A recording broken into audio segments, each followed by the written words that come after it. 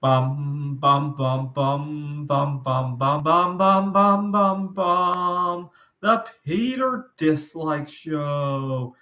Bum bum bum bum bum bum bum. That was a perfect one. Maybe I should do it with a countdown because it's New Year's Day. 10, 9, 8, 7, 6, 5, 4, 3, 2, 1. Peter Dislike! Happy New Year, everybody. So, once again, it is Happy New Year, year 330 on the Curie polonium calendar.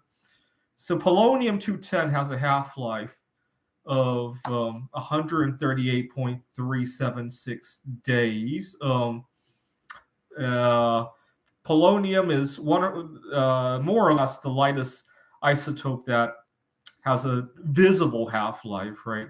Obviously, bismuth is also radioactive, and lead might be as well, but it's the obvious choice if we had to pick a period for for social purposes, right? If we leave the Earth, right? Right now we use obviously the time it takes the Earth to go around the sun. But if we wanted to communicate with aliens that are across the galaxy, right? I think the decay half life of polonium makes the most sense. I cannot think of another length of time that is year like and is universal across different solar systems, right? If you can come up with an example of that, feel free to let me know. I guess you could choose other half lives, but polonium is the lightest one that has a visible human, living thing half life, right? Not age of the universe kind of half life, right? And so it is consistent across galaxies, right? So it's and earlier today I was wishing people Happy New Year, and everybody accepted it. Only one person managed to ask me what the new year was about, and I explained to him how this is how we could measure time across the galaxies, and he liked the idea. So that's good.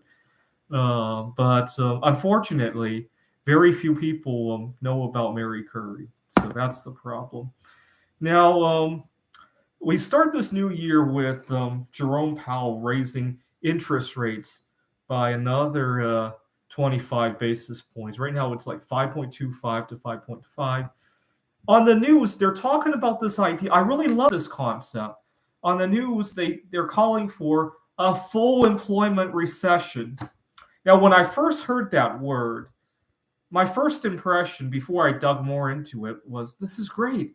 People are going to keep their jobs, and they might have to stop abusing their bodies, right? They might have to stop drinking, stop binge eating, stop all these other wasteful habits, right? That was my first thought. I was sorely disappointed when I read more into it, and I'll let you draw your own conclusions about that. I go to a board game meetup, and I was asking one of my friends for some advice on a girl that I want to get to know. But unfortunately, okay, the girl that I'm hoping to approach, I work with her. Let's say she's a cousin of Putin, right? I sometimes in my mind I think of her as Miss Putin, and unfortunately, she has a light drinking habit, and I don't get along well with that. And I was trying to think about how I can adjust to that. She doesn't get bombed out and drink and drive or anything like that. I just have a difficult time accepting the concept of drinking. So it was a board game meetup, and I was talking to one of my friends, and he said, "You want to hear about how I met a girl I dated before I met my wife?" And I'm like, "Sure."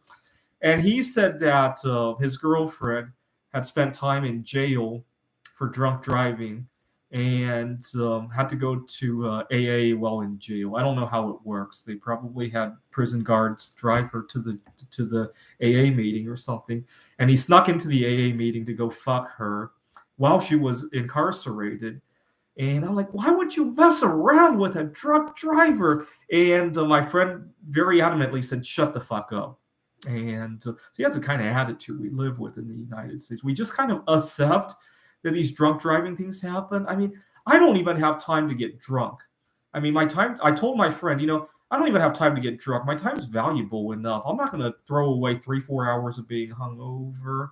And then my friend said, "Look at how much time you wasted writing that e-polonium game." I'm writing a AI for the Ticket to Ride, and I said, "Yeah, but I like networking with people and coming up with new ideas." And then he said, "Well, drinking is how some people come up with ideas. So this artist or whoever drank, and that's why they come up with all these great ideas." Yeah, like we wouldn't have art if alcohol didn't exist, right? Or we wouldn't have computer science if alcohol didn't. Are you kidding me? And I mentioned, this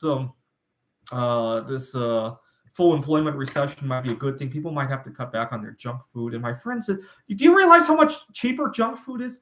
Yeah, I mean, nothing's cheap if you don't need it. See, when I was a kid, my mom worked at a Hills department store, and I think she got an employment discount when we would buy stuff at the store. And I would comment, "Wow, we would save what, $5? I wanted some toy there. We could save $3 buying it." And my mom would say, "Well, yeah, we could save $20 by not buying it altogether." And in a way, my mom was right. Right, if that toy were meaningless, yeah, sure. And junk food is just like, yeah, your chips might be, your Doritos or your Coca Cola might be cheap compared to I don't know, banana, or it might not even be all that cheap, by the way, compared to a banana or compared to whole wheat bread or whatever. But if you don't need it, it's too expensive. The $3 that you pay for a 2 liter soda that you didn't need, that's $3 that you wasted. I really hate to be the one to point this out. I really do. How brainwashed are you? And then my friend comes up with all these excuses on how mental health could deteriorate. Yeah, people poisoning their bodies is good for their mental health. Are you kidding me? Are you fucking kidding me? This is the Peter Dislike Show. Bum bum bum bum bum bum bum bum bum bum bum bum. The Peter Dislike Show. Bum bum bum bum bum bum bum.